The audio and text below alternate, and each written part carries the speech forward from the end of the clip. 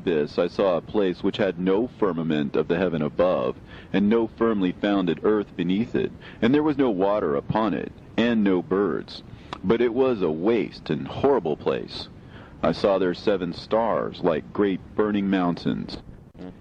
And to me, when I inquired regarding them, the angel said, "This place is the end of heaven and earth. This has become a prison for the stars and the host of heaven. And the stars which roll over the fire are they which have transgressed the commandment of the Lord in the beginning of their rising, because they did not come forth at their appointed times. And he was wroth with them, and bound them till the time when their guilt should be consummated, even for 10,000 years. And Uriel said to me, Here shall stand the angels who have connected themselves with women, and their spirits, assuming many different forms, are defiling mankind, and shall lead them astray into sacrificing to demons as gods. Here shall they stand till the day of the great judgment, in which they shall be judged till they are made an end of.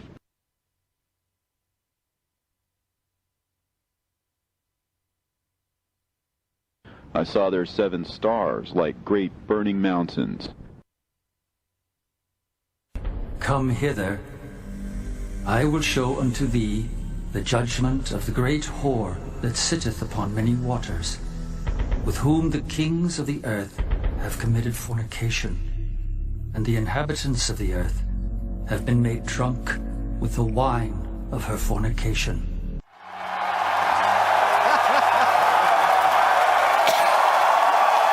So he carried me away in the spirit into the wilderness.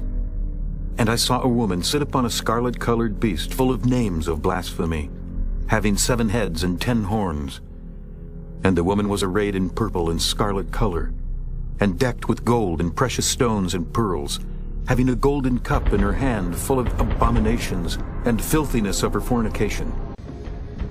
And here is the mind which hath wisdom. The 7 heads are 7 mountains on which the woman sitteth. And the beast that was and is not, even he is the 8th, and is of the 7, and goeth into perdition. And the 10 horns which thou sawest are 10 kings, which have received no kingdom as yet, but receive power as kings 1 hour with the beast. These have one mind, and shall give their power and strength unto the beast. These shall make war with the Lamb, and the Lamb shall overcome them. For he is Lord of lords, and King of kings, and they that are with him are called, and chosen, and faithful.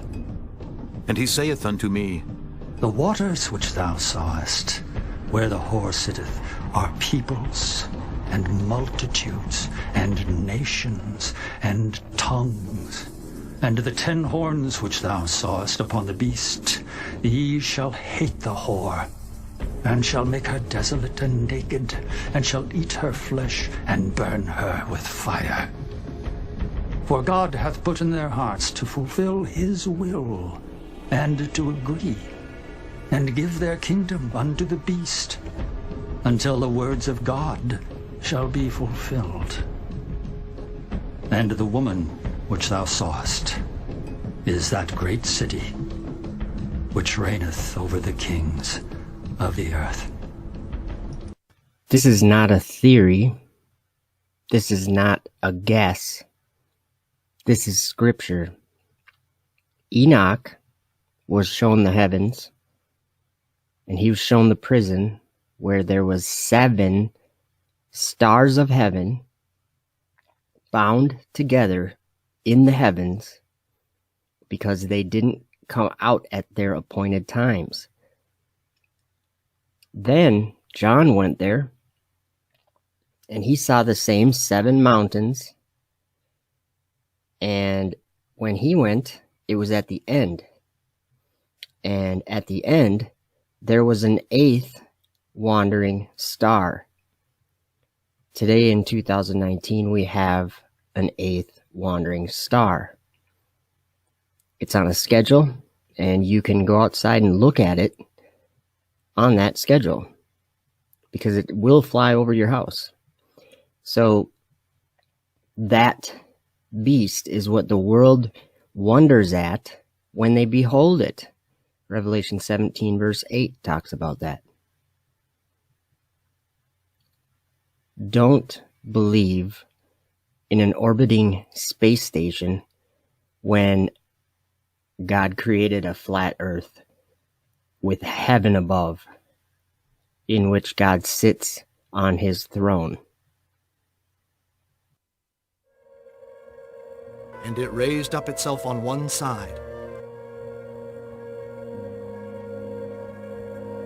Falcon 9 is in startup. Dragon is in countdown. FTS is armed. Go for launch. 3, 2, 1, 0. Ignition. Liftoff. Semper Fi, aim high. Go Falcon, go Dragon. And shouldest destroy them which destroy the earth. Vehicle is pitching downrange. Stage 1 propulsion's nominal. Falcon power and telemetry nominal.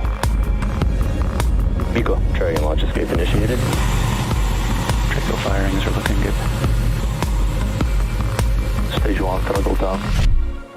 And there was war in heaven. Michael and his angels fought against the dragon, and the dragon fought and his angels, and prevailed not. Neither was their place found any more in heaven. And the great dragon was cast out, that old serpent called the devil and Satan, which deceiveth the whole world. He was cast out into the earth, and his angels were cast out with him.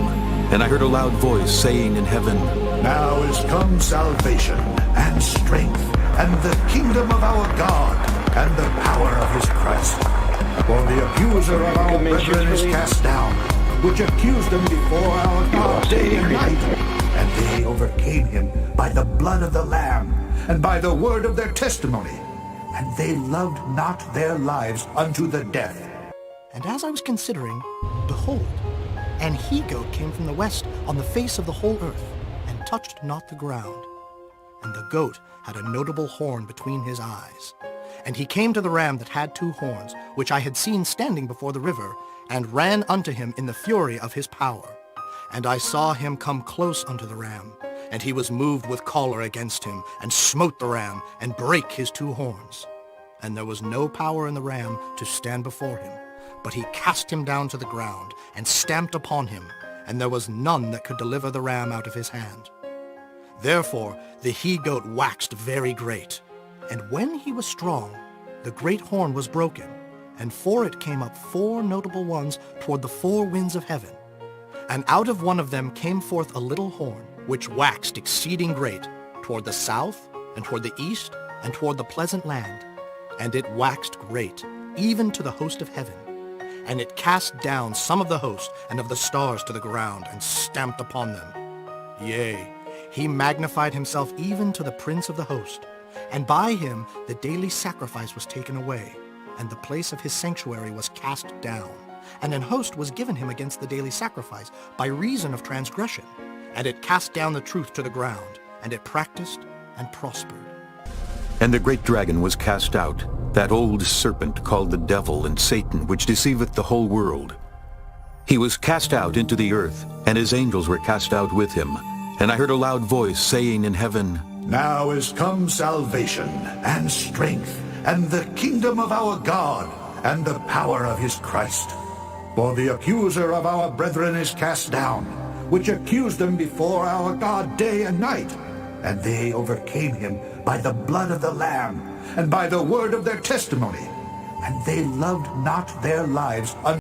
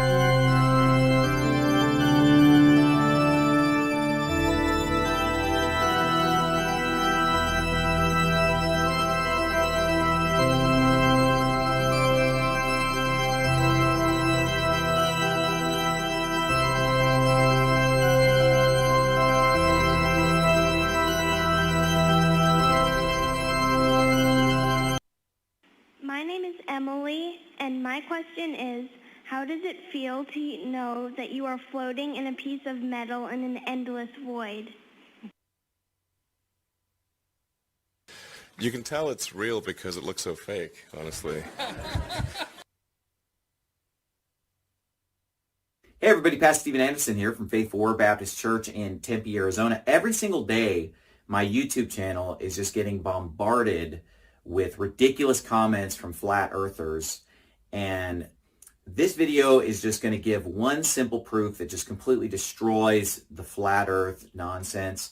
And it's something that all of us can see and observe for ourselves. And that is satellites orbiting the earth.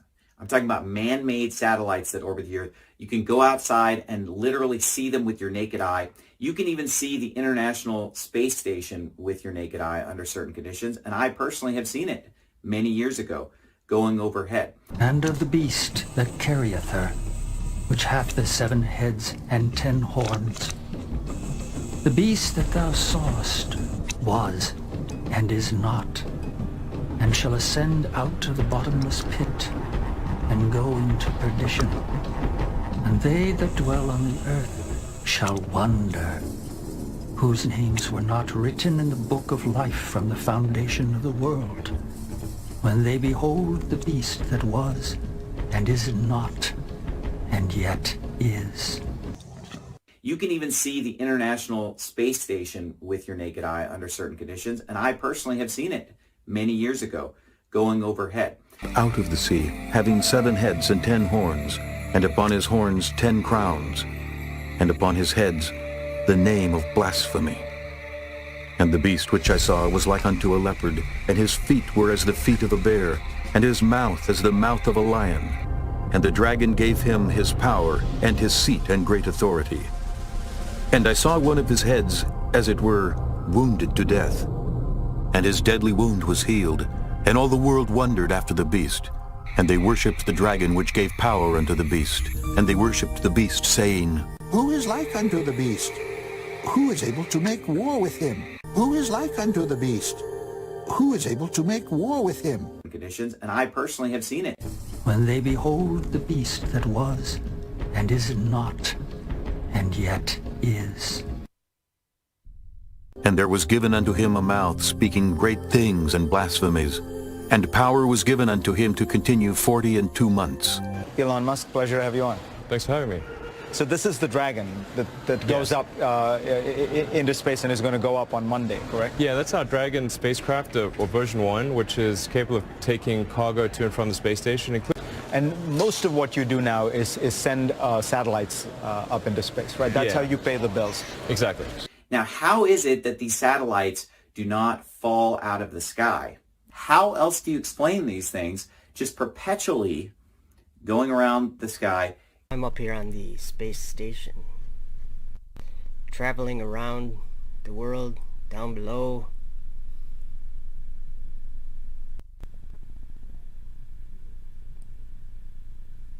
And this is not a place to explore. It's not space. It's darkness. Darkness. Okay, no big deal. Darkness, we knew that. Everybody knows that. But what am I doing right now in this darkness? I'm free falling, right? That's why I'm floating here. 0G.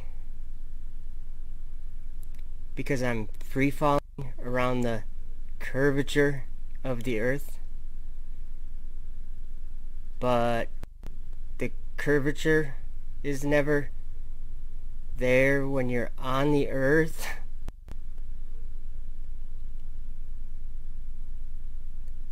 I'm free falling forever into darkness. I'm free falling continuously, perpetually, forever. This is the bottomless pit. It's not a lack of gravity that's causing them to float around like that. It's actually free fall. It's the fact that they're in a continual state of falling. Welcome to our space station live stream from space, where we continually fall into a dark abyss of darkness. Wherefore, as I live, saith the Lord God, surely because thou hast defiled my sanctuary, Satellites, with all thy detestable things, satellites, and with all thine abominations, International Space Station. Therefore will I also diminish thee, neither shall mine eye spare, neither will I have any pity. In Psalm 102, verse 19, it says, For he hath looked down from the height of his sanctuary, from heaven did the Lord behold the earth.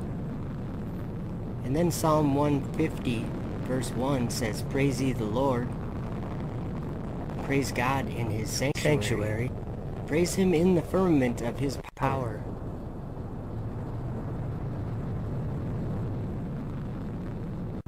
What is one way that we as human beings on the earth could pollute or defile God's sanctuary? So if you were in the International Space Station, because you're just free falling all the time, you and the space station are free falling, that's what allows them to float around and experience the feeling of weightlessness. This is the bottomless pit. And I beheld another beast coming up out of the earth, and he had 2 horns like a lamb, and he spake as a dragon. And he doeth great wonders, so that he maketh fire come down from heaven on the earth in the sight of men.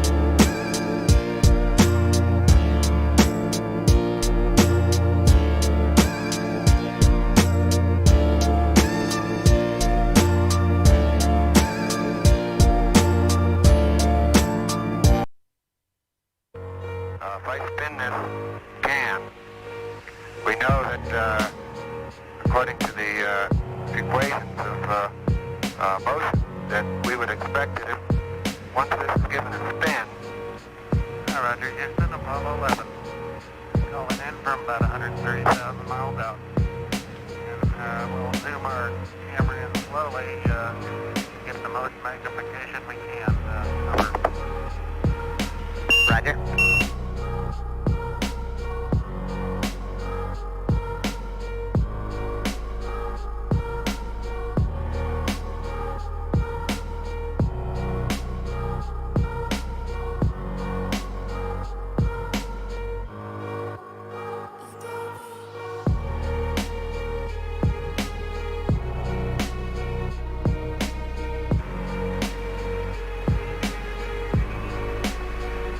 Big Mike Collins. And it is sort of down in a dark corner, so we have a flashlight here to help us see things. And if I can let go of it carefully, it'll just hold itself right where it is. Roger. As long as it's disturb it will.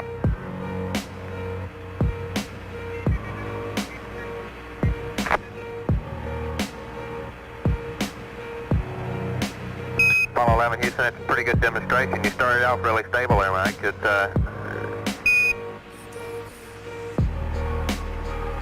Well, the problem is no matter how carefully you let go, you bump it just a tiny little bit, set it in motion, and once in motion, there she goes. I bet you've seen pictures of the astronauts up in the space station, and they're floating around as if there's no gravity at all. And this is actually a really interesting misconception about what's going on with the astronauts. So it's not that they're weightless because they're in space and far away from the Earth. They're actually close enough to the Earth to feel the gravitational pull of the Earth itself. So what's going on? Why are they floating around? Well, this is what an orbit really is. We have to get spacecraft going very, very fast to put them into orbit. That's why we put them on rockets. Rockets launch spacecraft and get them going very, very fast. And if you're in orbit where the space station is, you're traveling at about 17,000 miles an hour. Now, what happens to those astronauts is that they're going very, very fast, but they're actually freely falling towards the Earth. The Earth has gravity, and that gravity is pulling them down, just the same as what would happen as if you dropped a ball. If you dropped a ball, it would fall to the floor. The same thing is happening to the astronauts. They are falling towards the surface of the Earth. They keep missing the Earth as they fall. And that's the definition of an orbit. That's what an orbit is. And that's why you need a rocket to get into orbit. You need to get yourself going so fast that as you fall back towards Earth, you keep missing it. So the astronauts are not weightless because there's no gravity in space. The astronauts are falling the same way a skydiver is falling freely through space. It's just that they're going so fast, they keep missing the Earth. They are all the time falling towards the Earth, going fast enough that they keep missing it.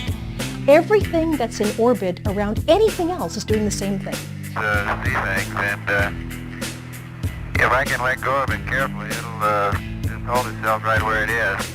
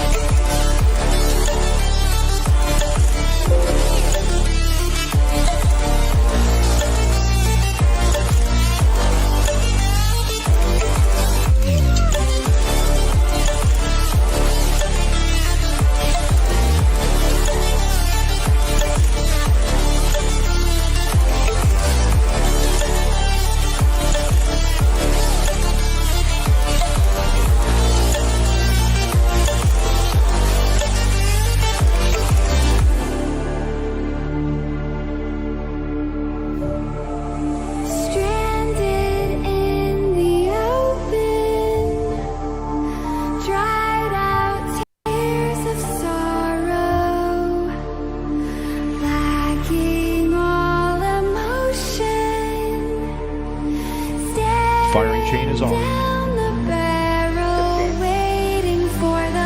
Go for main engine start. T-minus 10, 9, 8, 6, 5, 4, 3, 2, 1. Attention all personnel, this is the NTD conducting the launch status check. Verify ready to resume count and go for... Okay, this is a 1996 space shuttle mission, STS-75. I wanted to show you some interesting footage. So this is a satellite, who cares what it's about, but it has a tether, and they were going to tether it from the shuttle on their mission when they were in orbit. So they do the thing, and they get it up there, and they start deploying it with this boom they have, and something happens as they deploy the actual satellite. There's a tether, you'll see here. There's a tether at the bottom of that that's kind of just holding it together there. Well, there you go, you see it there. As the tether extended out and out and out, it actually broke.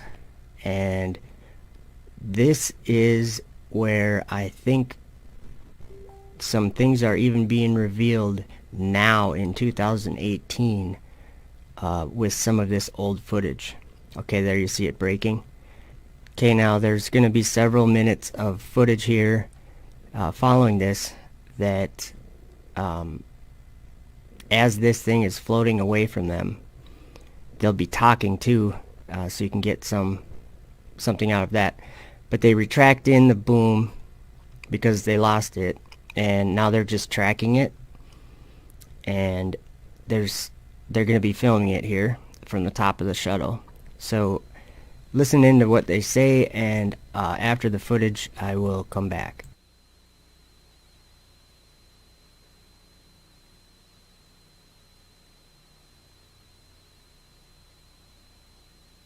Again, this is a view of the satellite. Well, if it had to break, it did it in the right place.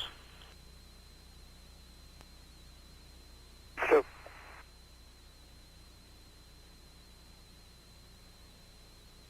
Commander Andy Allen reported earlier that the tether apparently broke inside the boom in Columbia's cargo bay, with only about 10 meters of tether left attached in the cargo bay. we're going to downlink some camera A to you.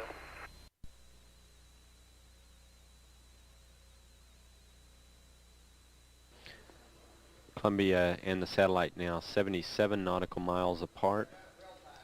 Again, that call reporting that the crew can see the tether and see the satellite. It's beautiful.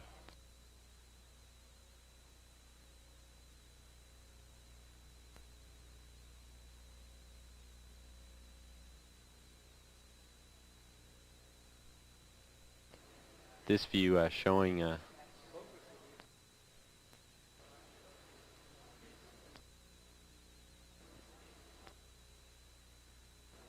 satellite. Again, just moving into sunrise. 81 nautical miles now from Columbia.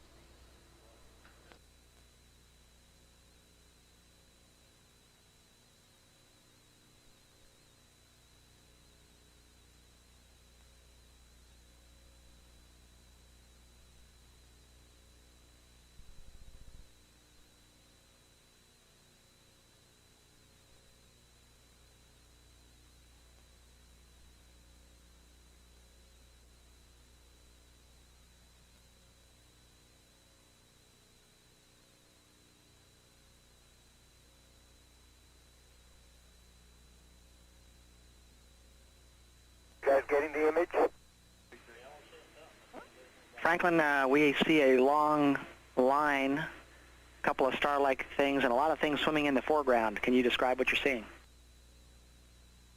Well, the long line is a tether, and there's a little bit of debris that kind of flies with us, and it's illuminated by the sun at such low angle. So there's a lot of stray light, and it's getting washed out quickly, but Claude is trying to do a quick, good job here adjusting the cameras. Copy that. Again, that description by the crew, this is the tether in the satellite with approximately 12 miles of tether still attached to it. Columbia and the satellite now just passing over the west coast of northern Africa. The two spacecraft now 90 nautical miles apart.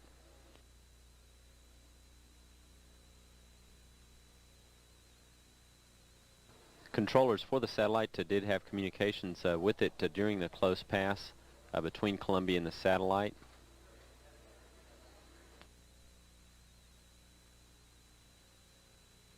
I saw another angel come down from heaven, having great power, and the earth was lightened with his glory.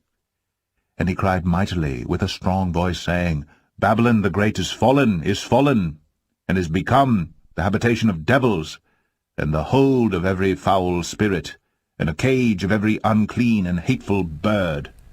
This is Babylon, and these are fallen angels, or evil spirits, devils, and they're imprisoned up there where NASA is going.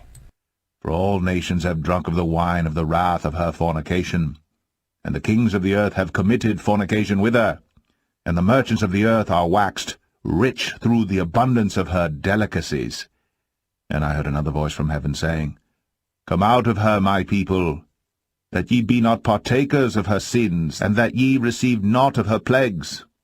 And beyond this chasm I saw a place, and it had neither the sky above it, nor the foundation of earth below it. There was no water on it, and no birds, but it was a desert place. And a terrible thing I saw there, 7 stars, like great burning mountains. And like a spirit questioning me, the angel said, This is the place of the end of heaven and earth. This is the prison for the stars of heaven and the host of heaven. This is the prison for the stars of heaven and the host of heaven. This is the prison for the stars of heaven and the host of heaven.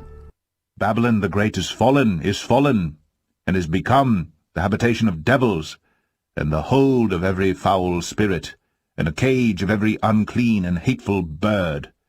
And the stars which roll over the fire, these are the ones which transgressed the command of the Lord from the beginning of their rising, because they did not come out at their proper times.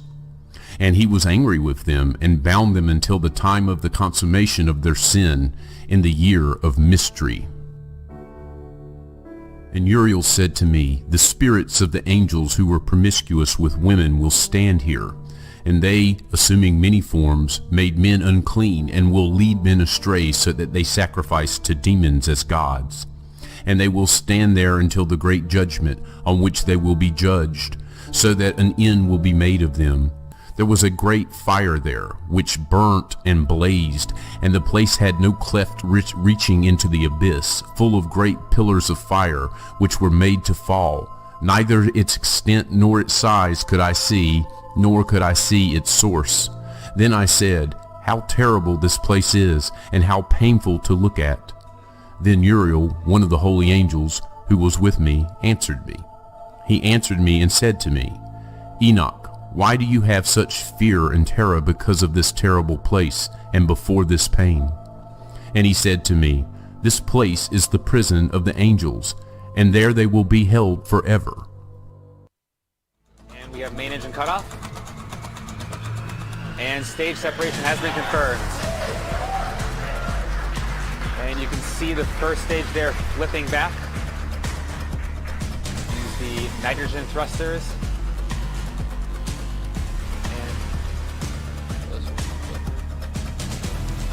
And the boost back burn of that first stage. And we've entered the entry burn startup. Then he doeth great wonders, so that he maketh fire come down from heaven on the earth in the sight of men, and deceiveth them that dwell on the earth by the means of those miracles which he had power to do in the sight of the beast. This is a 25-second burn. And the 10 horns which thou sawest upon the beast, these shall hate the whore, and shall make her desolate and naked, and shall eat her flesh, and burn her with fire, and burn her with fire, and burn her with fire. For God hath put in their hearts to fulfill his will, and to agree, and give their kingdom unto the beast, until the words of God shall be fulfilled. And the woman which thou sawest is that great city, which reigneth over the kings of the earth. And landing burn has hit startup, and we have ignition. And burn her with fire, and burn her with fire, and burn her with fire. So the landing laser play in a few seconds.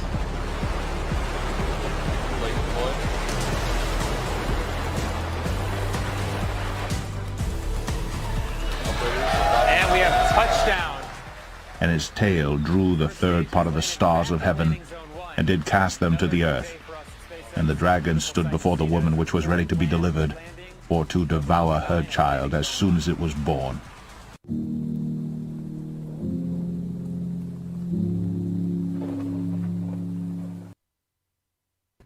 Hi, I'm going to attempt to show you today that interpretation is unnecessary when considering these visions in the Bible that were shown to these two men in particular of the time of the end and what would be at the time of the end. So I'm going to read a couple verses in Revelation 13 that I'm going to ask you some questions about. So listen carefully to what I read here. And before I read it, I want to preface it with the context that this is a vision. And when John says he beheld, that means he saw this. When he says looked, this is a vision, and he saw these things. So chapter 13, verse 1. And I stood upon the sand of the sea and saw a beast rise up out of the sea, having 7 heads and 10 horns, and upon his horns 10 crowns, and upon his heads the name of blasphemy. Verse 2. And the beast which I saw was like unto a leopard, and his feet were as the feet of a bear, and his mouth as the mouth of a lion. And the dragon gave him his power, and his seat, and great authority. And I want to skip to Revelation 13, verse 11. John sees another beast. And I beheld another beast coming up out of the earth. And he had 2 horns like a lamb, and he spake as a dragon. Verse 12. And he exerciseth all the power of the first beast before him, and causeth the earth and them which dwell therein to worship the first beast, whose deadly wound was healed. And he doeth great wonders, so that he maketh fire come down from heaven on the earth in the sight of men. Okay, I'm going to give you some information and read some things to you. And then when I'm done, I will ask you a question, and you can answer yes or no. And then we'll move on to the next one. And we'll do that a few times to learn some interesting things.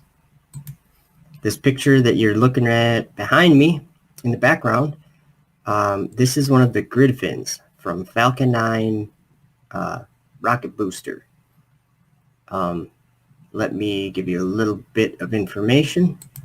Okay, the rocket has 4 of these on it toward the top of the booster. And when it launches up and it breaks into pieces, and the first or the second stage keeps going, and this one, the bottom part, the main booster called Falcon 9, returns back to the Earth, and it uses these grid fins to steer itself back to the landing site so that it can land and be reused. Okay, in this animation, we will watch a launch, and then we will watch exactly what happens there. That bottom part that says Falcon 9 on it, that will separate from the Dragon capsule that is on top of it. That little horn at the top, right there, the Dragon capsule. So the point of the rocket launch is to get that little horn all the way up into space, and everything else comes back down. So they have a barge, they have a ship that they send the booster, comes back down and tries to land on the ship. So let's just watch for a second.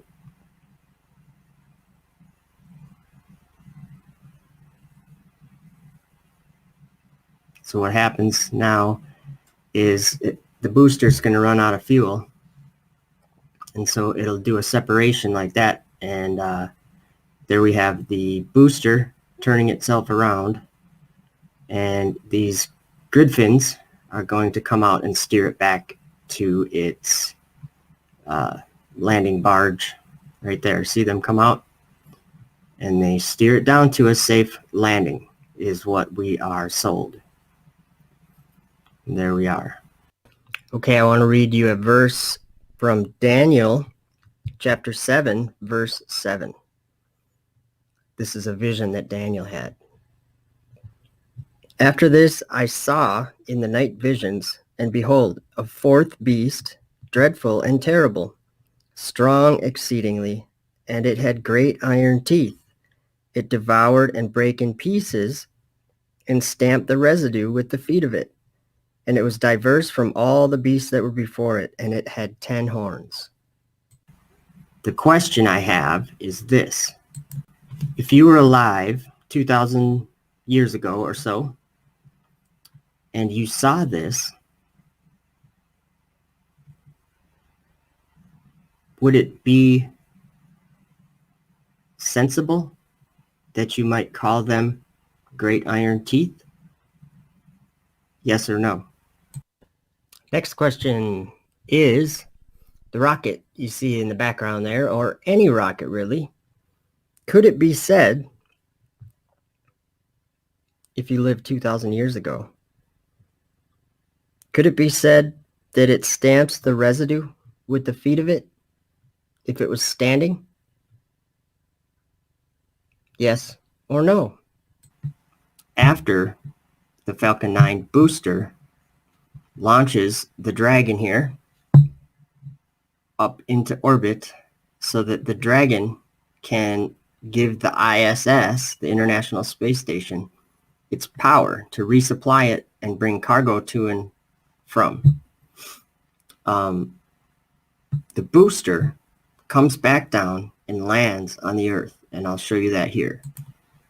Okay, behind me here, whoops, try to get out of the way. Does this classify as making fire come down from heaven on the earth in the sight of men? Yes or no? Is it the same thing? We're going to watch until it lands on the earth.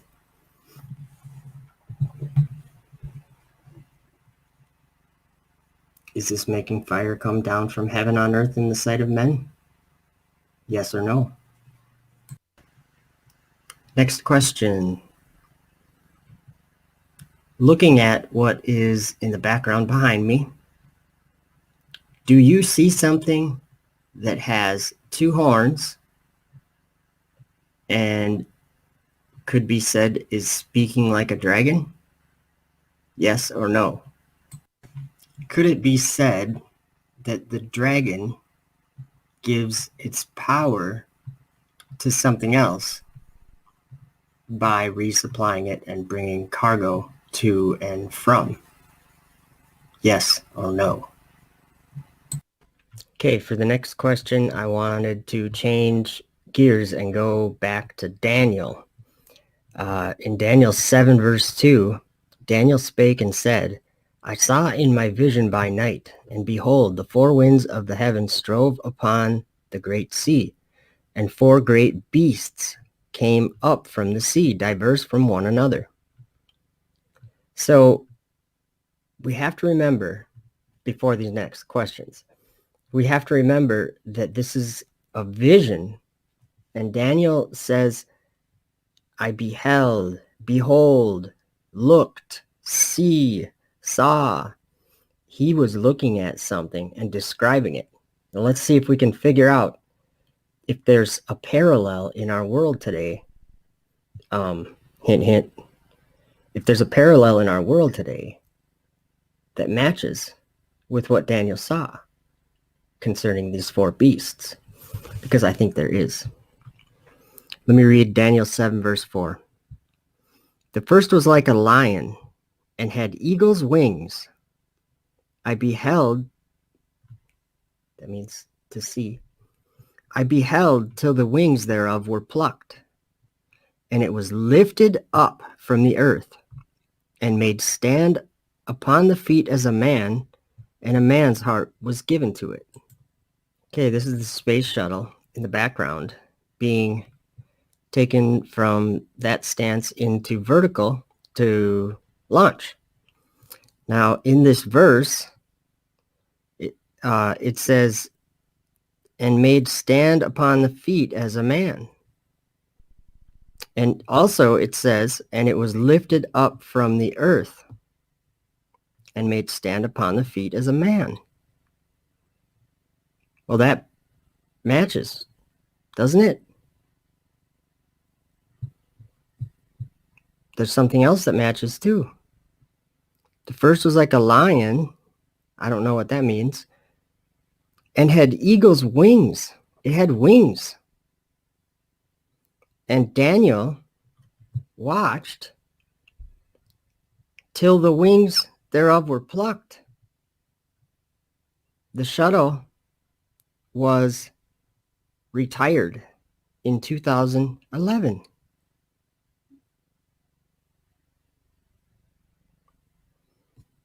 And a man's heart was given to it. That could just simply mean men being put in there, like the astronauts. Question is, do these things line up at all? That's just one beast. Do they line up? Yes or no? Next question. Could it be said that that looks visually like a horn? Yes or no? Okay, this is the Russian Soyuz behind me. I'm going to read Daniel 7 verse 5. This is the second beast that Daniel sees.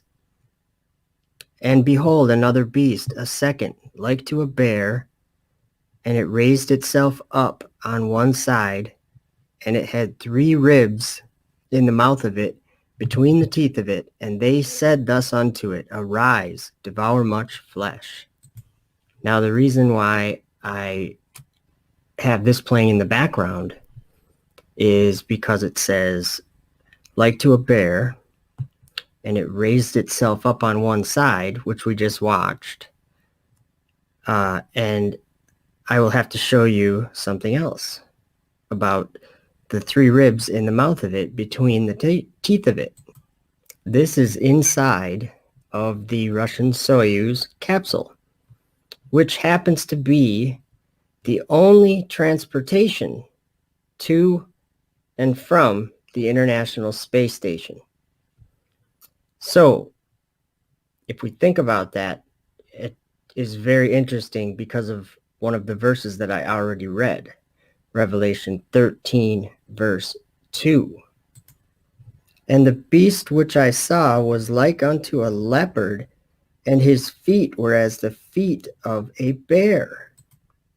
And the way I'm looking at it, the International Space Station kind of has the feet of a bear too, because they kind of have a deadly wound too, because they don't have any way to get an astronaut up to the International Space Station. Now, so they have to buy tickets from Russia since 2011. So if this beast that Daniel saw was something you saw and you lived 2,000 years ago, I'll read that verse again. Could this match? Who knows? And behold, another beast, a second, like to a bear, and it raised itself up on one side, and it had 3 ribs in the mouth of it, between the teeth of it. And they said thus unto it, Arise, devour much flesh. So they did tell it to arise, and their ribs. What kind of ribs talk? So my question is, does this match some of the things that Daniel described? It raised itself up on one side, and it had the 3 ribs in it. And they said thus unto it, Arise, devour much flesh. Yes or no? There's our scarlet-colored beast. Daniel 7, verse 6. After this I beheld, and lo, another, like a leopard, which had upon the back of it 4 wings of a fowl. The beast had also 4 heads, and dominion was given to it. Dominion was given to it. Question. Does this match a description that Daniel gave in Daniel 7, verse 6? Yes or no? Last question. Do you like this kind of video? Yes or no?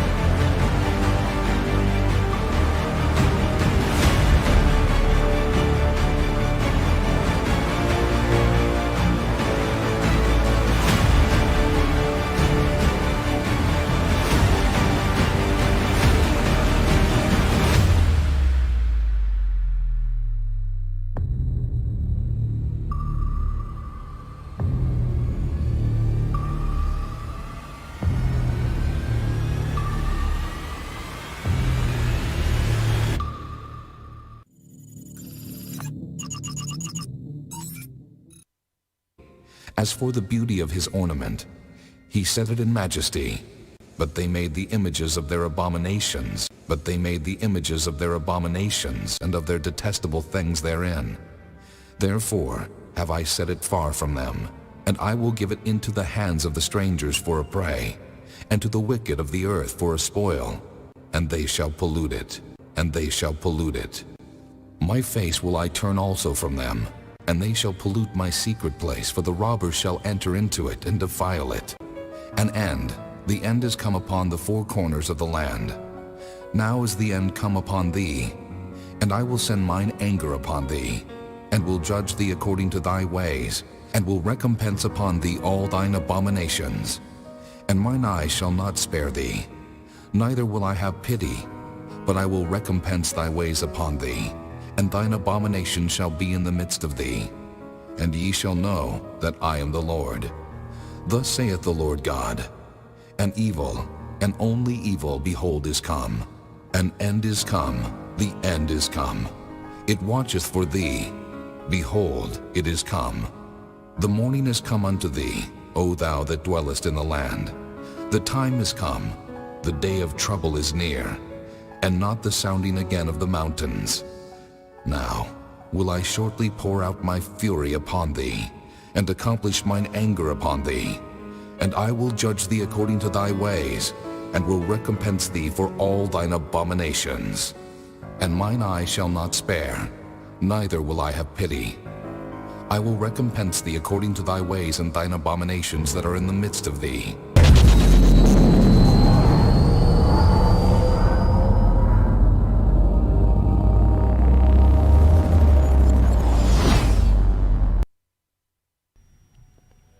The Spirit of God dwells in us.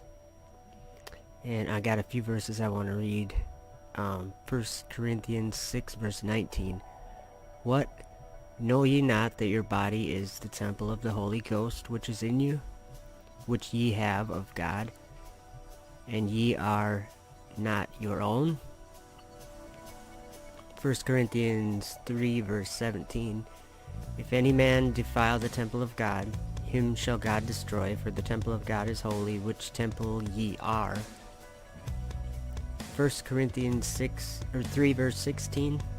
Know ye not that ye are the temple of God, and that the Spirit of God dwelleth in you? And then there's a different aspect. Okay, the Spirit of God, the Holy Spirit, Jesus said he would send the Spirit to be our comforter, a helper. And so yes, the Holy Spirit dwells in us. So we are, in a sense, the temple of God. And then at the end, we also learn that the temple of God is not only in us, but it's up in heaven. And the problem at the end is that a man, 2 Thessalonians 2 verse 4, who opposeth and exalteth himself above all that is called God, or that is worshipped, so that he as God sitteth in the temple of God, showing himself that he is God. Deuteronomy 4 verse 39, Know therefore this day, and consider it in thine heart, that the Lord he is God in heaven above, and upon the earth beneath, there is none else. Job 22 verse 12 says, Is not God in the height of heaven? And behold the height of the stars, how high they are. And Jesus said in John 3 verse 13, And no man hath ascended up to heaven, but he that came down from heaven, even the Son of Man which is in heaven. Psalm 102 verse 19 says, For he hath looked down from the height of his sanctuary. From heaven did the Lord behold the earth. So it's important that we realize that God is in heaven on his throne, and that is literally above us in the sky. And there's a lot going on up there. Psalm 115 verse 3. But our God is in the heavens. He hath done whatsoever he hath pleased. Matthew 26 verse 64. Jesus saith unto him, Thou hast said, Nevertheless I say unto you, hereafter shall ye see the Son of Man sitting on the right hand of power and coming in the clouds of heaven. Job 37 verse 18 says, Hast thou with him spread out the sky, which is strong and as a molten looking glass? Isaiah 66 verse 1 says, Thus saith the Lord, The heaven is my throne, and the earth is my footstool. Where is the house that ye build unto me, and where's the place of my rest? Psalm 11 verse 4. The Lord is in his holy temple. The Lord's throne is in heaven. His eyes behold, his eyelids try the children of men. Psalm 14 verse 2. The Lord looked down from heaven upon the children of men, to see if there were any that did understand and seek God. Psalm 33 verse 13. The Lord looketh from heaven, he beholdeth all the sons of men.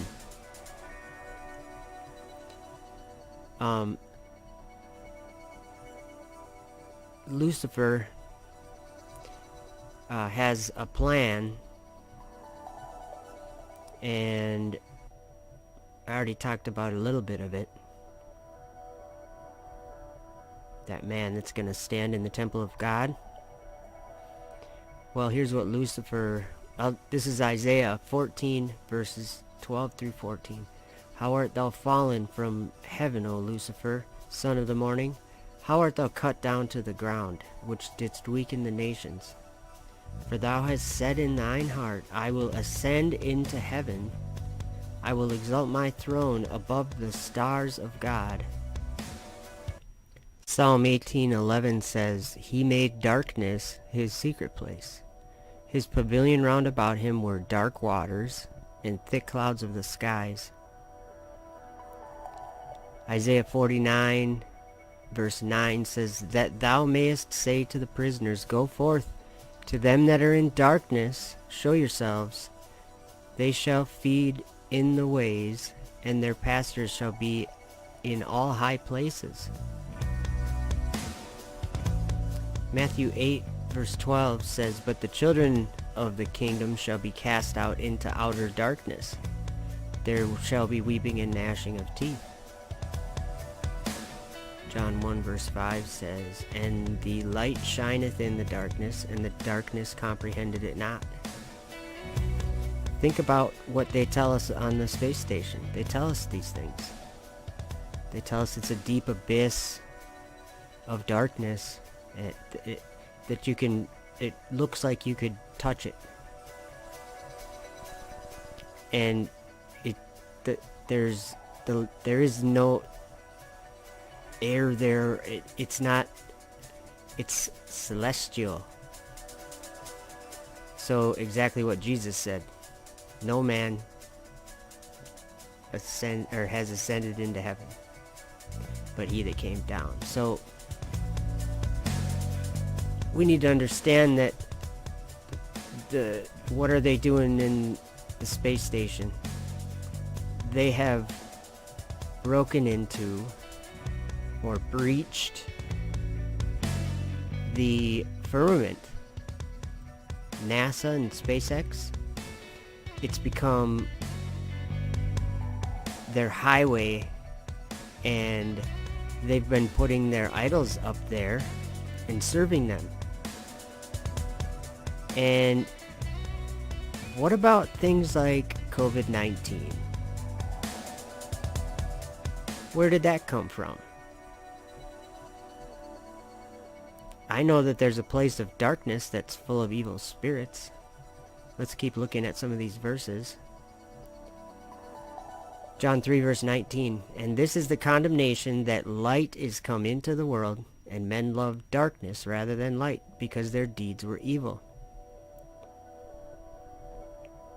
Therefore, this is 1 Corinthians 4 verse 5, therefore judge nothing before the time until the Lord come, who both will bring to light the hidden things of darkness, and will make manifest the counsels of the hearts, and then shall every man have praise of God.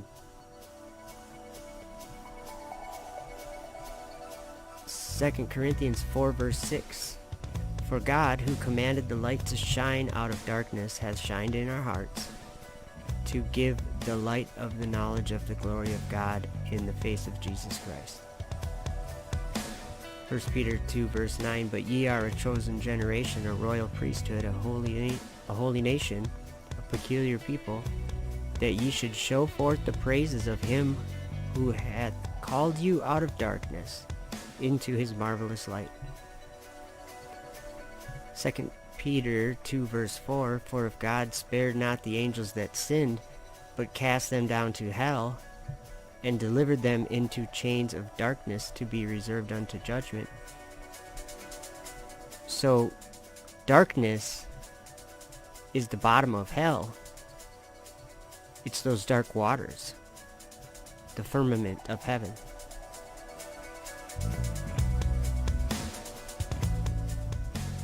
Second Peter 2 verse 17 says, these are wells without water, clouds that are carried with the tempest, to whom the mist of darkness is reserved forever. And Jude 1 verse 6, and the angels which kept not their first estate, but left their own habitation, he hath reserved in everlasting chains under darkness, unto the judgment of the great day. NASA and SpaceX are messing with something that is going to end this world. And COVID-19 is probably just the beginning of these things. Jude 1 verse 13, raging waves of the sea, foaming out their own shame, wandering stars, to whom is reserved the blackness of darkness forever. Wandering stars are in that darkness. Revelation 16 verse 10, and the fifth angel poured out his vial upon the seat of the beast, and his kingdom was full of darkness, and they gnawed their tongues for pain. Zechariah 8 verse 3, thus saith the Lord, I am returned unto Zion, and will dwell in the midst of Jerusalem, and Jerusalem shall be called a city of truth, and the mountain of the Lord of hosts, the holy mountain. Revelation 11 verse 2, but the court which is without the temple leave out and measure it not, for it is given unto the Gentiles, and the holy city shall they tread under foot 42 months.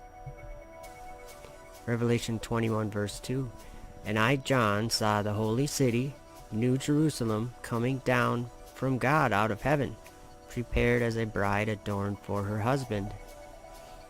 Revelation 21 verse 10, and he carried me away in the spirit to a great and high mountain, and showed me that great city, the holy Jerusalem, descending out of heaven from God. Isaiah 48 verse 2, for they call themselves of the holy city, and stay themselves upon the God of Israel, the Lord of hosts is his name. Isaiah 52 verse 1, awake, awake, put on thy strength, O Zion, put on thy beautiful garments, O Jerusalem, the holy city, for henceforth there shall be no more come into thee the uncircumcised and the unclean. Isaiah 62 verse 12, and they shall call them the holy people, the redeemed of the Lord, and thou shalt be called sought out, a city not forsaken. Psalm 87 verse 1, his foundation is in the holy mountains. Daniel 11 verse 45, and he shall plant the tabernacles of his palace between the seas in the glorious holy mountain. Yet he shall come to his end, and none shall help him. Psalm 2 verse 6, yet have I set my king upon my holy hill of Zion. Psalm 20 verse 2. Send thee help from the sanctuary and strengthen thee out of Zion. Psalm 48 verse 2. Beautiful for situation, the joy of the whole earth is Mount Zion. On the sides of the north, the city of the great king. Remember in Isaiah 14 verse 13, he said, For thou hast said in thine heart, I will ascend into heaven, I will exalt my throne above the stars of God. I will sit also upon the mount of the congregation in the sides of the north. So Lucifer is going to be doing something here. I'll read that verse in Psalm 48 verse 2. Beautiful for situation, the joy of the whole earth is Mount Zion, on the sides of the north, the city of the great king. Psalm 48 verse 11. Let Mount Zion rejoice, let the daughters of Judah be glad because of thy judgments. Psalm 50 verse 2. Out of Zion, the perfection of beauty, God hath shined. Psalm 53 verse 6. Oh, that the salvation of Israel were come out of Zion. When God bringeth back the captivity of his people, Jacob shall rejoice and Israel shall be glad. Obadiah 1 verse 17. But upon Mount Zion shall be deliverance, and there shall be holiness, and the house of Jacob shall possess their possessions. Isaiah 2 verse 3. And many people shall go and say, Come ye, and let us go up to the mountain of the Lord, to the house of the God of Jacob. Isaiah 12 verse 6. Cry out and shout, thou inhabitant of Zion, for great is the Holy One of Israel in the midst of thee. Isaiah 14 verse 32. What shall one then answer the messengers of the nation, that the Lord hath founded Zion, and the poor of his people shall trust in it? Isaiah 24 verse 23. Then the moon shall be confounded and the sun ashamed, when the Lord of hosts shall reign in Mount Zion and in Jerusalem, and before his ancients gloriously. Isaiah 28 verse 16. Therefore thus saith the Lord God, Behold, I lay in Zion for a foundation, a stone, a tried stone, a precious cornerstone, a sure foundation. He that believeth shall not make haste. Isaiah 29 verse 8. It shall even be as when an hungry man dreameth, and behold, he eateth, but he awaketh, and his soul is empty. Or as when a thirsty man dreameth, and behold, he drinketh, but he awaketh, and behold, he is faint, and his soul hath appetite. So shall the multitude of all the nations be that fight against Mount Zion. Isaiah 30 verse 19. For the people shall dwell in Zion at Jerusalem. Thou shalt weep no more. He will be very gracious unto thee at the voice of thy cry. When he shall hear it, he will answer thee. Isaiah 35 verse 10. And the ransomed of the Lord shall return, and come to Zion with songs and everlasting joy upon their heads. They shall obtain joy and gladness, and sorrow and sighing shall flee away. Isaiah 37 verse 32. For out of Jerusalem shall go forth a remnant, and they that escape out of Mount Zion. The zeal of the Lord of hosts shall do this. Isaiah 46 verse 13. I bring near my righteousness, it shall not be far off, and my salvation shall not tarry, and I will place salvation in Zion for Israel my glory. Isaiah 64 verse 10. Thy holy cities are a wilderness. Zion is a wilderness, Jerusalem a desolation. I think we're talking about that darkness. Jeremiah 50 verse 28. The voice of them that flee and escape out of the land of Babylon, to declare in Zion the vengeance of the Lord our God, the vengeance of his temple. Jeremiah 51 verse 10. The Lord hath brought forth our righteousness. Come, and let us declare in Zion the work of the Lord our God. Jeremiah 51 verse 24. And I will render unto Babylon and to all the inhabitants of Chaldea all their evil that they have done in Zion in your sight, saith the Lord. Joel 2 verse 1. Blow ye the trumpet in Zion, and sound an alarm in my holy mountain. Let all the inhabitants of the land tremble, for the day of the Lord cometh, for it is nigh at hand. Joel 2 verse 32. And it shall come to pass that whosoever shall call on the name of the Lord shall be delivered, for in Mount Zion and in Jerusalem shall be deliverance, as the Lord hath said, and in the remnant whom the Lord shall call. Joel 3 verse 16. The Lord also shall roar out of Zion, and utter his voice from Jerusalem, and the heavens and earth shall shake. But the Lord will be the hope of his people and the strength of the children of Israel. Verse 17. So shall ye know that I am the Lord your God, dwelling in Zion, my holy mountain.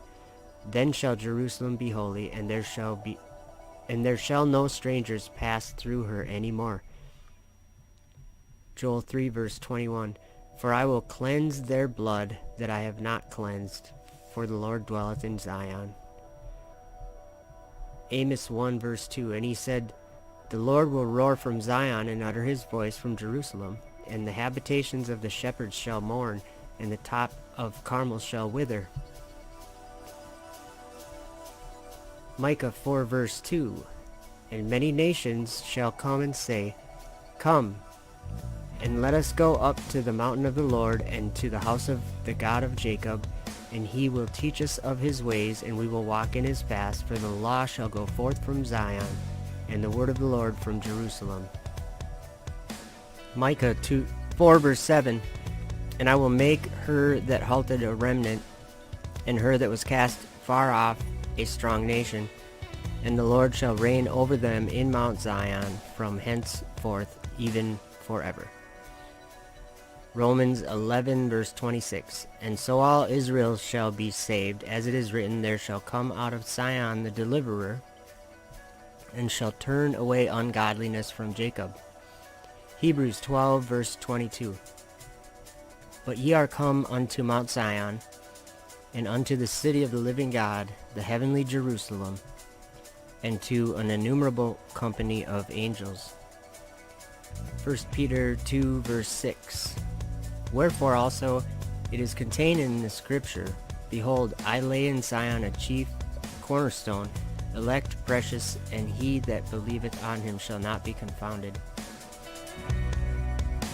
Revelation 3 verse 12. Him that overcometh will I make a pillar in the temple of my God, and he shall go no more out.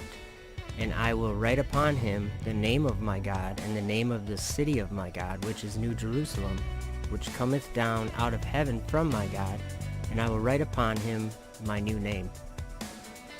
Revelation 7 verse 15. Therefore are they before the throne of God, and serve him day and night in his temple, and he that sitteth on the throne shall dwell among them. Revelation 11 verse 19. And the temple of God was opened in heaven, and there was seen in his temple the ark of his testament, and there were lightnings and voices and thunders and an earthquake and great hail. Revelation 14 verse 15. And another angel came out of the temple, crying with a loud voice to him that sat on the cloud, Thrust in thy sickle and reap, for the time is come for thee to reap, for the harvest of the earth is ripe. Verse 17. And another angel came out of the temple which is in heaven, he also having a sharp sickle. Revelation 15 verse 5. And after that I looked, and behold, the temple of the tabernacle of the testimony in heaven was opened. Revelation 15 verse 6. And the seven angels came out of the temple, having the 7 plagues, clothed in pure and white linen, and having their breasts girded with golden girdles. Verse 8. And the temple was filled with smoke from the glory of God, and from his power, and no man was able to enter into the temple, till the 7 plagues of the 7 angels were fulfilled. Revelation 16 verse 1. And I heard a great voice out of the temple saying to the 7 angels, Go your ways, and pour out the vials of the wrath of God upon the earth. Revelation 16 verse 17. And the 7th angel poured out his vial into the air, and there came a great voice out of the temple of heaven from the throne saying, It is done. Thanks for listening.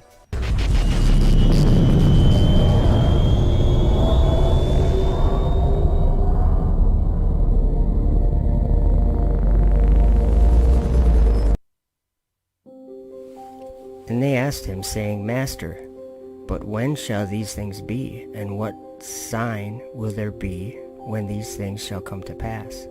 And he said, Take heed that ye be not deceived. For many shall come in my name, saying, I am Christ. And the time draweth near, go ye not therefore after them. But when ye shall hear of wars and commotions, be not terrified. For these things must first come to pass, but the end is not by and by. Then he said unto them, Nation shall rise against nation, and kingdom against kingdom. And great earthquakes shall be in divers places. And famines and pestilences and fearful sights and great signs shall there be from heaven. But before all these, they shall lay their hands on you and persecute you, delivering you up to the synagogues and into prisons, being brought before kings and rulers for my name's sake. And it shall turn to you for a testimony. Settle it therefore in your hearts, not to meditate before what ye shall answer. For I will give you a mouth and wisdom, which all your adversaries shall not be able to gainsay nor resist. And ye shall be betrayed both by parents, and brethren, and kinsfolks, and friends, and some of you shall they cause to be put to death. And ye shall be hated of all men for my name's sake. But there shall not an hair of your head perish. In your patience possess ye your souls. And when ye shall see Jerusalem compassed with armies, then know that the desolation thereof is nigh. Then let them which are in Judea flee to the mountains, and let them which are in the midst of it depart out, and let not them that are in the countries enter thereinto. For these be the days of vengeance, that all things which are written may be fulfilled. But woe unto them that are with child, and to them that give suck, in those days. For there shall be great distress in the land, and wrath upon this people. And they shall fall by the edge of the sword, and shall be led away captives into all nations. And Jerusalem shall be trodden down of the Gentiles until the times of the Gentiles be fulfilled. And there shall be signs in the sun, and in the moon, and in the stars, and upon the earth distress of nations with perplexity, the sea and the waves roaring, men's hearts failing them for fear, and for looking after those things which are coming on the earth, for the powers of heaven shall be shaken.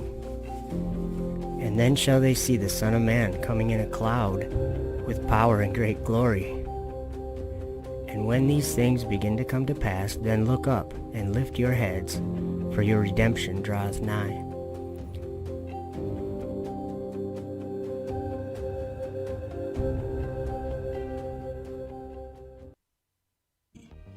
How art thou fallen from heaven, O Lucifer, son of the morning? How art thou cut down to the ground, which didst weaken the nations? For thou hast said in thine heart, I will ascend into heaven, I will exalt my throne above the stars of God. I will sit also upon the mount of the congregation in the sides of the north.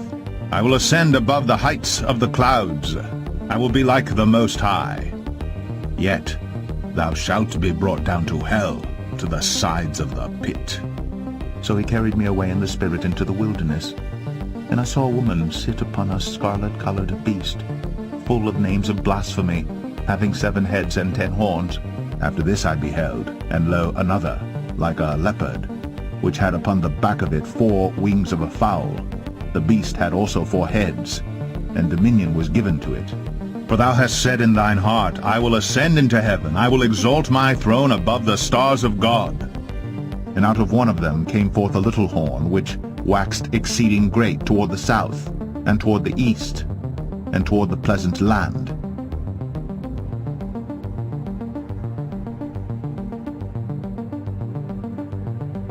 And it waxed great, even to the host of heaven. And it cast down some of the hosts and of the stars to the ground, and stamped upon them. Yea, he magnified himself even to the prince of the host, and it waxed great, even to the host of heaven. For thou hast said in thine heart, I will ascend into heaven, I will exalt my throne above the stars of God. Who opposeth and exalteth himself above all that is called God, or that is worshipped, so that he as God sitteth in the temple of God, showing himself that he is God. Remember ye not that when I was yet with you, I told you these things? And now ye know what withholdeth that he might be revealed in his time. For the mystery of iniquity doth already work, only he who now letteth will let, until he be taken out of the way. Even him, whose coming is after the working of Satan with all power and signs and lying wonders, and with all deceivableness of unrighteousness in them that perish, because they received not the love of the truth, that they might be saved. And for this cause God shall send them strong delusion, that they should believe a lie, that they all might be damned who believed not the truth. And the beast which I saw was like unto a leopard, and his feet were as the feet of a bear, and his mouth as the mouth of a lion, and the dragon gave him his power.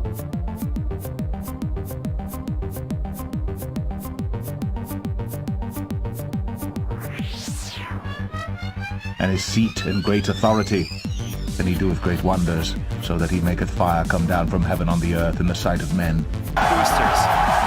They're heading towards Earth. They're about to begin their landing burns. We'll hopefully be able to bring you nice footage of that. Both side boosters transonic. And watch for the landing lights deploy at the tail end of that landing burn.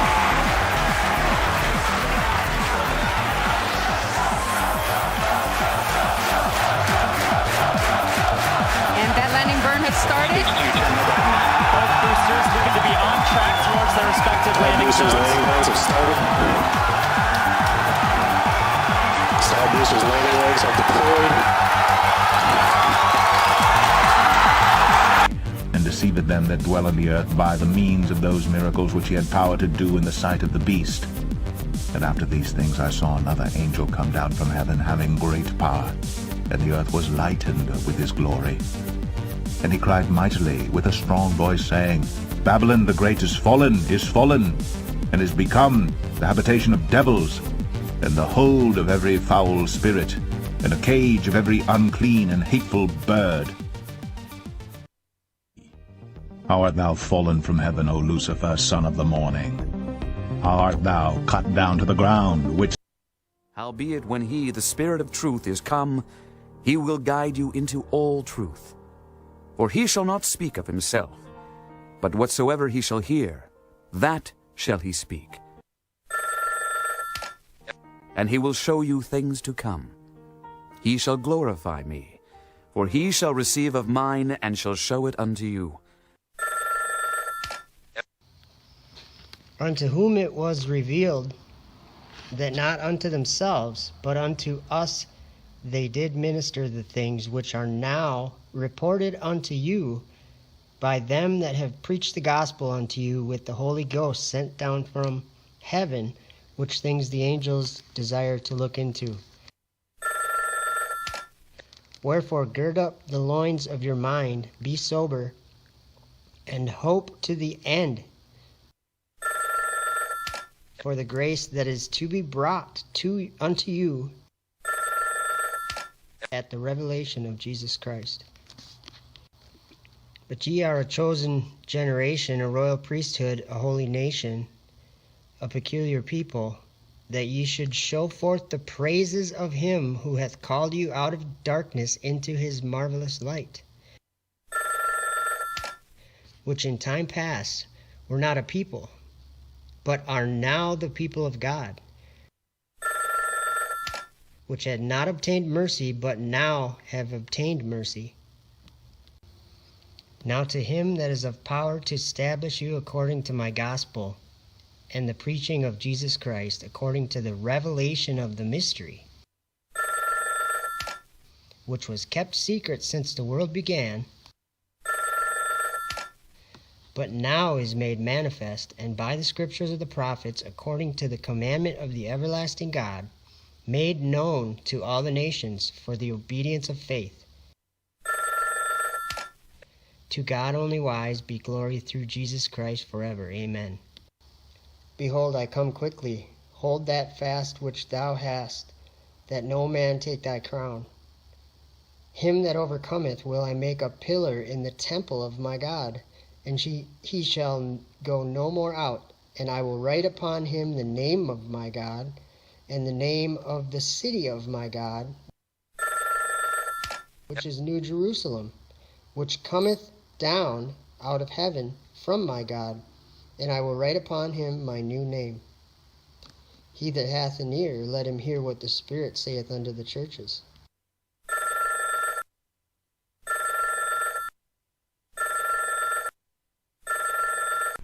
I hope it's not too late. Hello? Hello?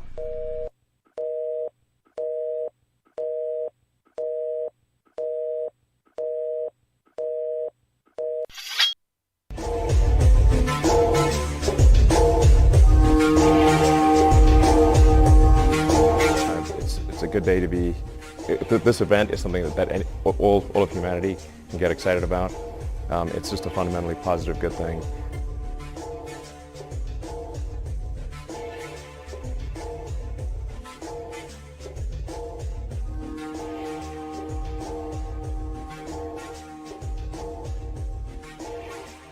I think we need more positive, good things in this world.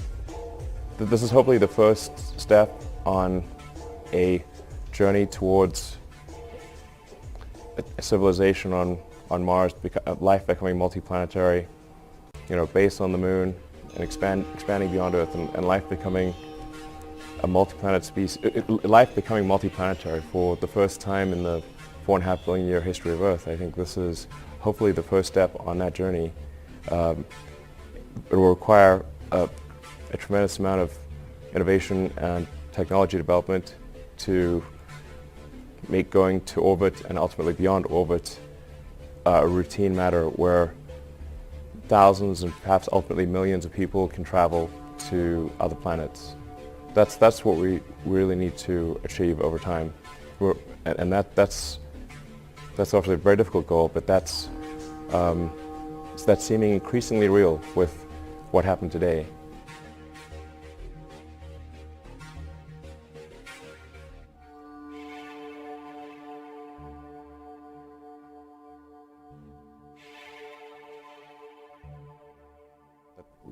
Getting people to orbit finally after 18 years. If we are able to increase the rate of innovation, then life can become multiplanetary. This is the goal we should strive for. Yeah, human spaceflight was always the goal, the fundamental goal of SpaceX. Well, like I said, to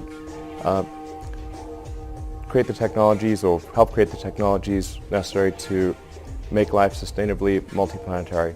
I cannot emphasize this enough. This is the thing that we need to do.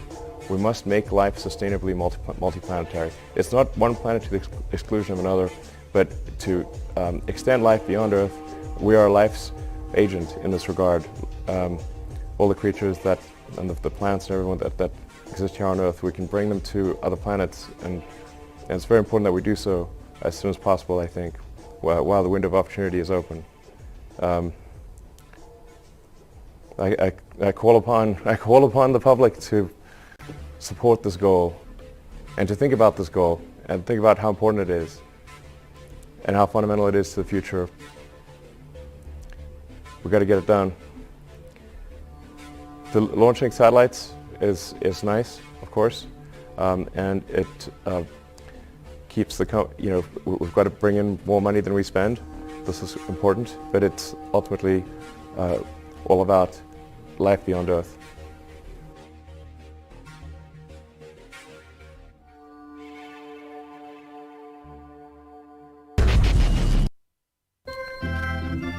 I call upon the public to support this goal and to think about this goal and think about how important it is and how fundamental it is to the future. We've got to get it done. Launching satellites is nice, of course, and it keeps the we've got to bring in more money than we spend. This is important, but it's ultimately all about life beyond Earth. The weird part about it is space is so incredibly black, so incredibly dark. It's a bottomless pit of deep black, almost so deep it almost has a texture when you look at it. In this abyss of darkness, you get that type of perspective. You see the fact that this is a complicated system that is subject to a lot of influences that is going on all the time. One of the influences that is affecting Earth itself, of course, is the beings that are living on it. Volcanoes erupting, but also the plant life and the animal life. We're obviously changing the climate at a global level. The key is, who is going to be the person that's going to decide to change something? Who? You ever read this? There's a story in there. We can't wait for some other person to change it. They don't have the imperative to do it, especially if they're someone that we elected. If we elected, they're just our representative, and the real motivation comes to each of us individually. That's who has to make the change. And that's the kind of thinking that leads to destruction. Soon. You can't say they, or him, or her, or it. No, you can. You can say him. Jesus. The only way. It's us, or me, or I that has to make the change. Nope. And it's not going to be perfect. It's going to be perfect. And it's going to have to get a little bit critical.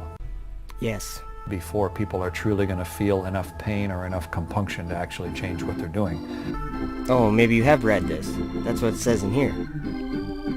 In the same hour was there a great earthquake, and a tenth part of the city fell. And in the earthquake were slain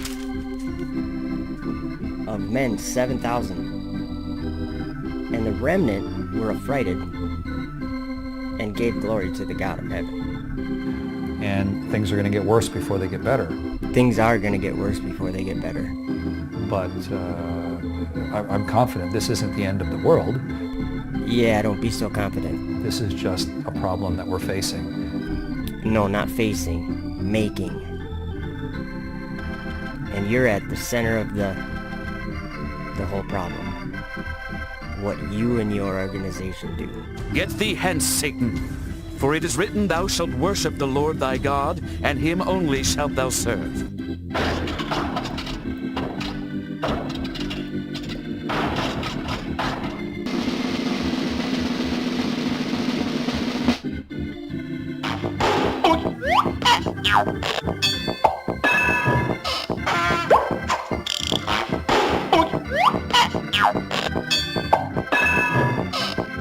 My name is Emily, and my question is, how does it feel to know that you are floating in a piece of metal in an endless void? Get thee hence, Satan. and realize that we're on this very special place, and this precious island in this abyss of darkness, in this abyss of darkness, in this abyss of darkness, in this abyss of darkness, in this abyss of darkness, in this abyss of darkness.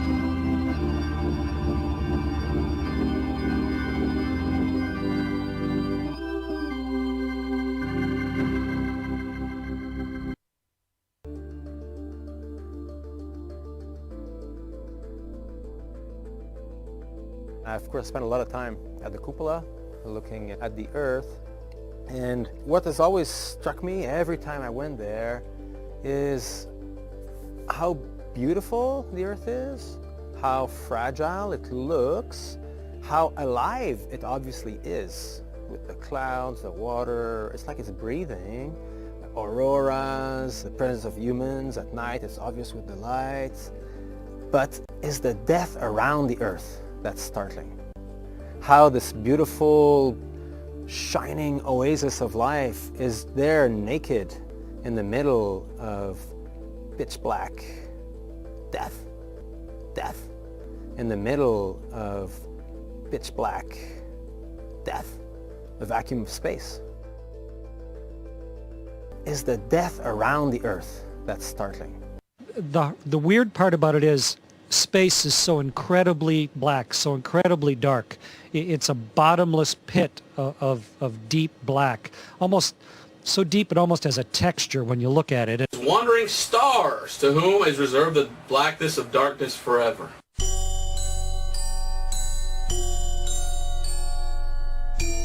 Whom is reserved the blackness of darkness forever.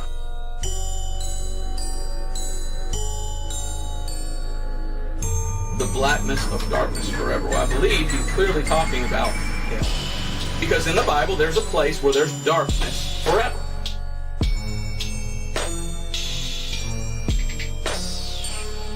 And it's called hell and the lake of fire.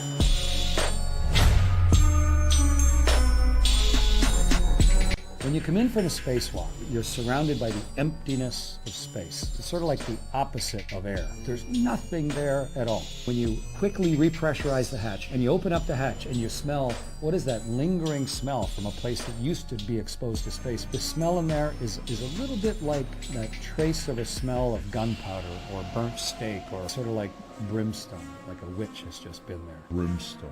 Sort of that metallic gunpowder-fired smell. In this abyss of darkness, My name is Emily, and my question is, how does it feel to... That's what NASA does. We explore.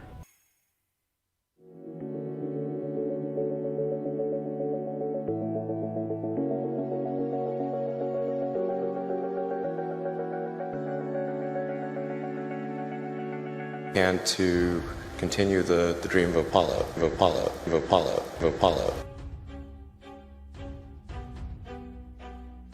We stand on the shoulders of giants that came before us. And they had a king over them, which is the angel of the bottomless pit, whose name in the Hebrew tongue is Abaddon, but in the Greek tongue hath his name Apollyon. Apollo. The goal of SpaceX is to try to advance rocket technology, and in particular to try to crack a problem that I think is vital for humanity to become a spacefaring civilization. For 60 years, we've been exploring. So we've always been trying to go farther, faster, higher. That's what mankind has always wanted to do, to explore.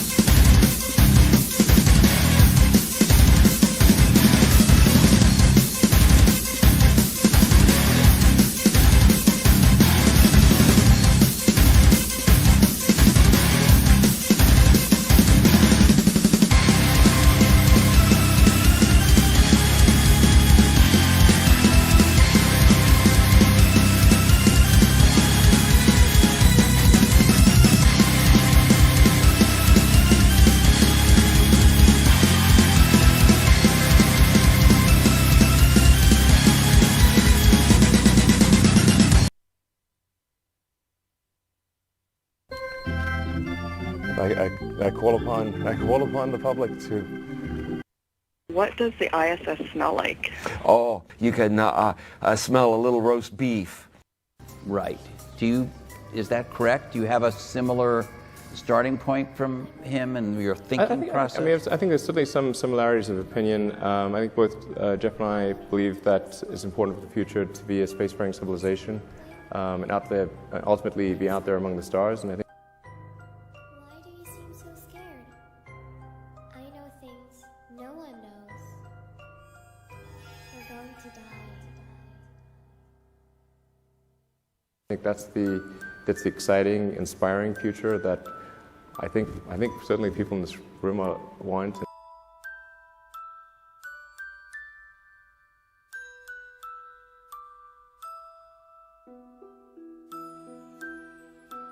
I mean, I think when I say, multi-planet species, like that's really what we want to be. It's not like, still being a single planet species but moving planets. It's really being a multi-planet species and having civilization and life as we know it extend beyond Earth to the rest of the solar system and ultimately to other star systems.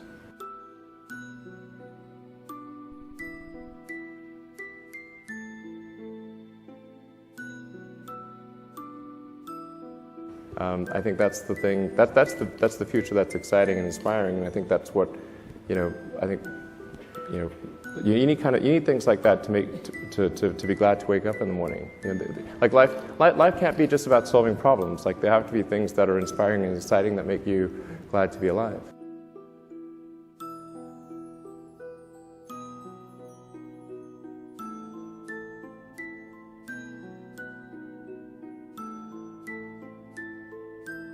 So what, in the immediate time frame, what is your goal for SpaceX now that you've done this, which is a huge accomplishment? What is the plan for you in the immediate time and then the longer range?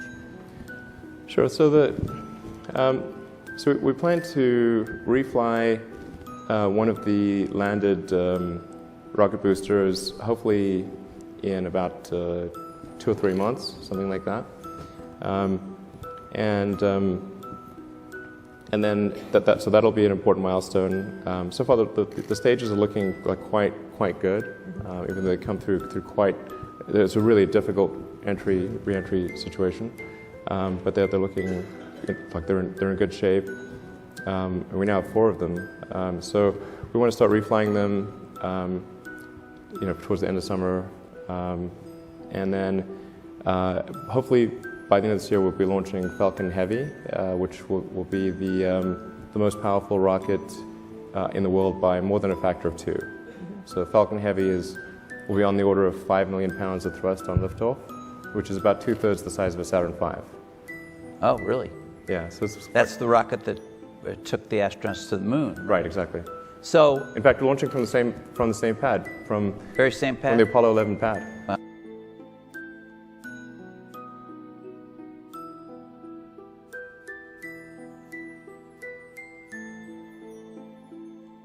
The launches will take place, every 2 to 4 weeks. There's quite a high launch cadence. That's a much faster cadence than NASA had, right?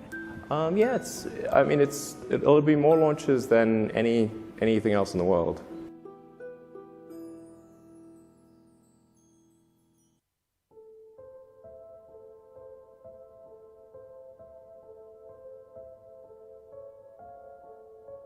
So more than Russia, more than Europe, more than China by next year, certainly. And largely to deliver customers' satellites. Yeah, there's a lot of broadcasting communication satellites that are going to geosynchronous orbit, and then we'll also be launching the new Iridium constellation. So that Iridium's got a next generation constellation of satellites. I think 60 or 70 satellites, quite decent sized satellites. That'll be, I think, many orders of magnitude improvement over the current Iridium system. So we'll be able to have global broadband. So that'll be a whole bunch of launches, and and then next year we'll be flying Dragon version 2, which is the one that's capable of taking up to 7 astronauts to the space station.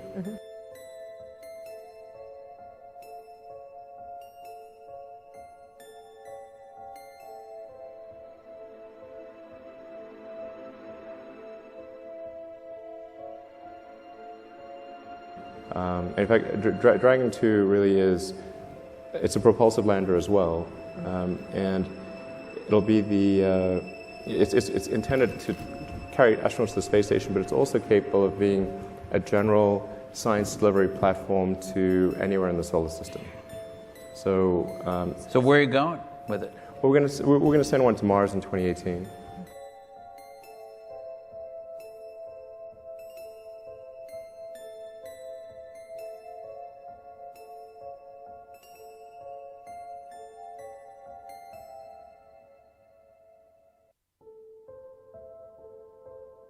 Now, let's wait. 2018, that's for sure. Yeah, a couple of years.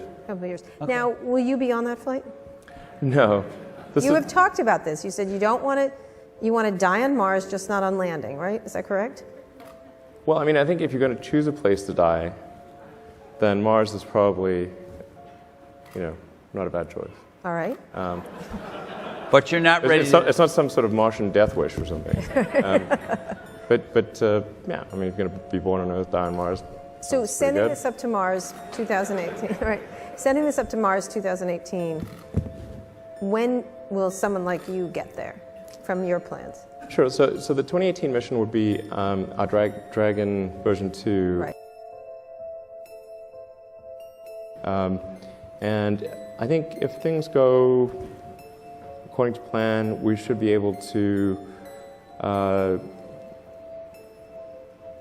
launch people probably in 2024 with arrival in 2025.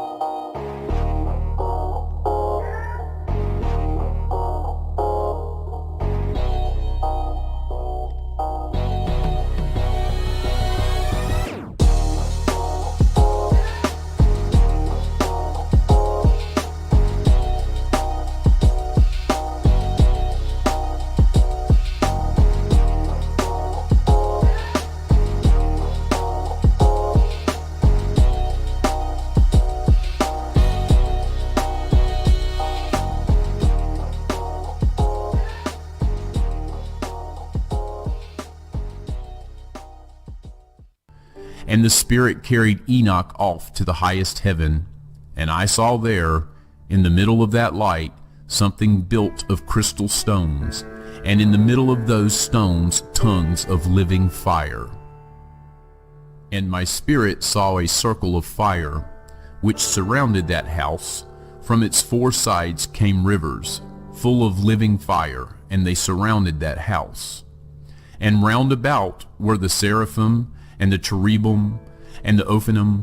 These are they who do not sleep, but keep watch over the throne of his glory. And I saw angels who could not be counted, 1,000 thousands and 10,000 times 10,000 surrounding that house. And Michael, and Raphael, and Gabriel, and Phanuel, and the holy angels who are in the heavens above went in and out of that house. And Michael, and Raphael, and Gabriel, and Phanuel, and many holy angels without number came out from that house. And with them the head of days, his head white and pure like wool, and his garments indescribable.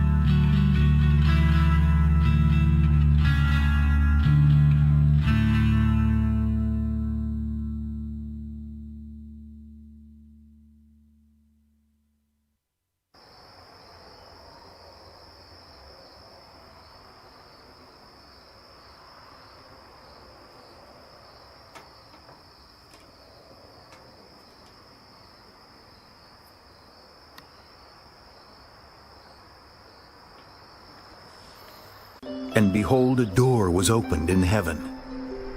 And the first voice which I heard was, as it were, of a trumpet talking with me, which said, Come up hither, and I will show thee things which must be hereafter. And immediately I was in the Spirit, and behold, a throne was set in heaven, and one sat on the throne. And he that sat was, to look upon, like a jasper, and a sardine stone. And there was a rainbow round about the throne, in sight like unto an emerald, like a jasper, and a sardine stone. And there was a rainbow round about the throne, in sight like unto an emerald, like a jasper, and a sardine stone. And there was a rainbow round about the throne, in sight like unto an emerald.